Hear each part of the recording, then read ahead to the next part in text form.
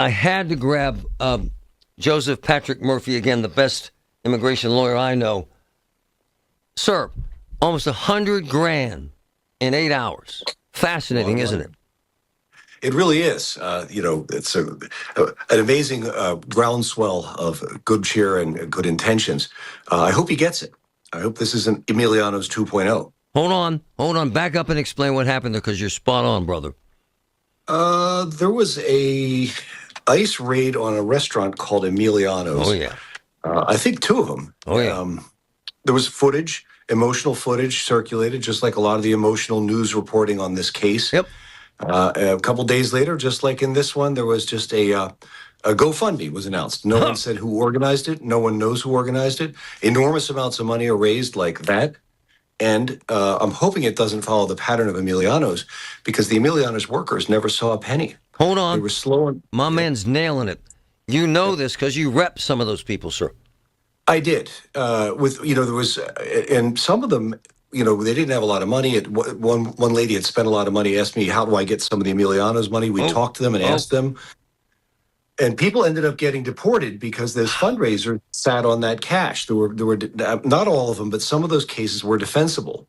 And I went on your show and agreed to do anyone that wanted it, I would do it for free, because I knew that the fundraiser had taken up all the goodwill that was available and left these people high and dry. Everybody thinks to themselves, oh, it's taken care of. There's a fundraiser. Certainly with $80,000 is enough to get this guy some relief in the immigration court system. But I hope it's not the same people that very cynically prey on public goodwill and suck that cash up and disappear with it. So you had conversations with his family, did you not? I'm not allowed to talk about that right now, but I can tell you we weren't hired. I see. And was it over money, sir? Well, yeah, of course. I mean, if you're deporting or arresting usually, I don't want to be sexist here, and there are plenty of families that have it the other way around. Sure. But in most families, the male head of household is the primary breadwinner. And if you take that guy and put him in immigration detention or deport him, it's going to get pretty rough financially for the wife and kids. And I think that's the strategy of the Trump administration, because they seem to have been focusing on the males, the breadwinners. So I had an epiphany yesterday because I listened to you.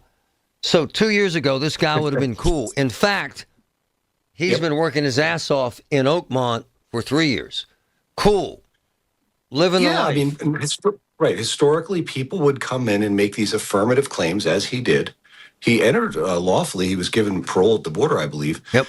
And it would be years. I mean, the backlog on an affirmative asylum case is like 4.5 years. Wow. Right now, it's going to be longer because the Trump administration, and they did this last time around, they believe that people are gaming the system, that they're filing baloney asylum claims just to get that free time earning American-style wages, American-size wages, living in America. So what they do is they reverse the order. Instead of first in, first out, it's last in, first out. So if you were to file an affirmative today, you'd probably get an interview in a month or two. But if you filed an affirmative 2 years ago, you're actually getting further from the interview right now, because they're right.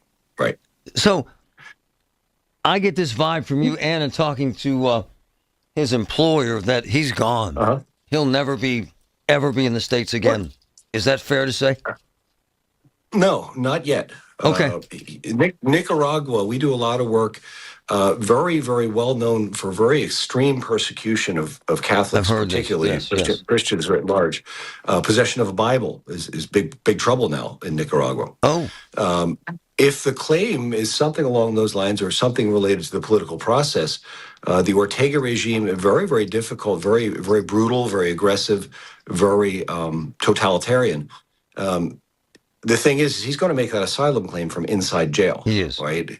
You have to prepare them by... I won one this summer, but you're going to have to... It wasn't summer, it was October. But they held the lady in jail. I had to prepare her over televideo. They wouldn't even let her out of jail for her trial.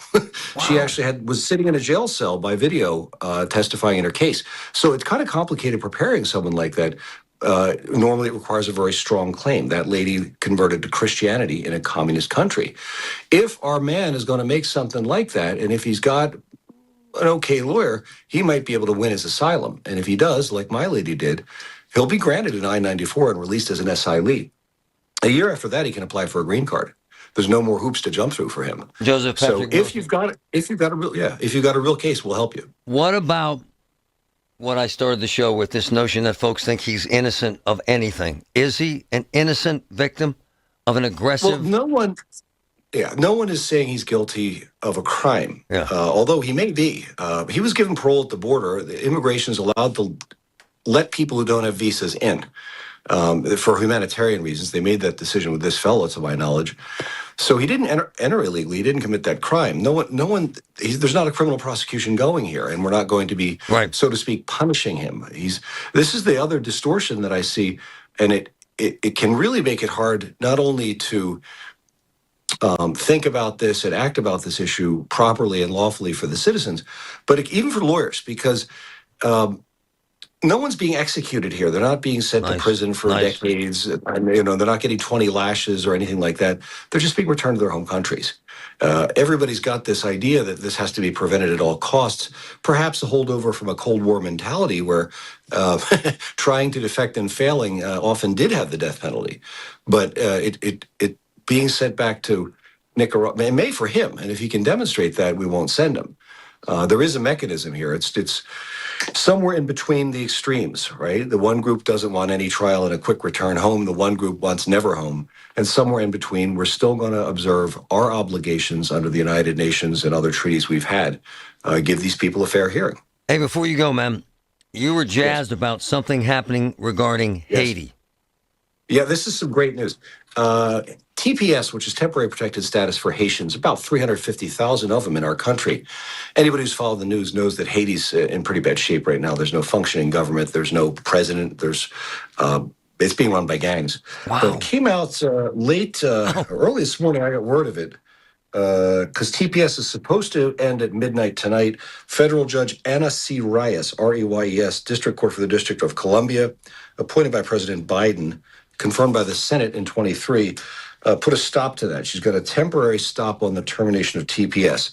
What does that mean for TPS holders?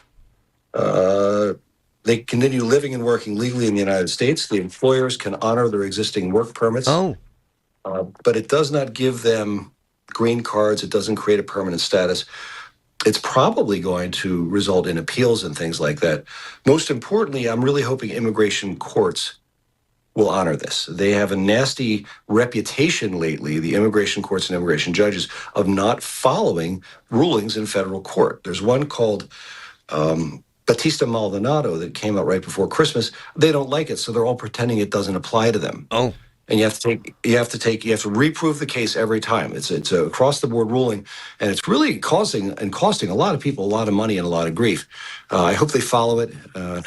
But for now, the TPS holders are safe. It's not forever, but it's a temporary reprieve, and it's good news. Joseph Patrick Murphy, my man. Thanks, brother. Always spot on. Thank you, sir. Thank you, Marty. Nice speaking with you. It's amazing. Listen.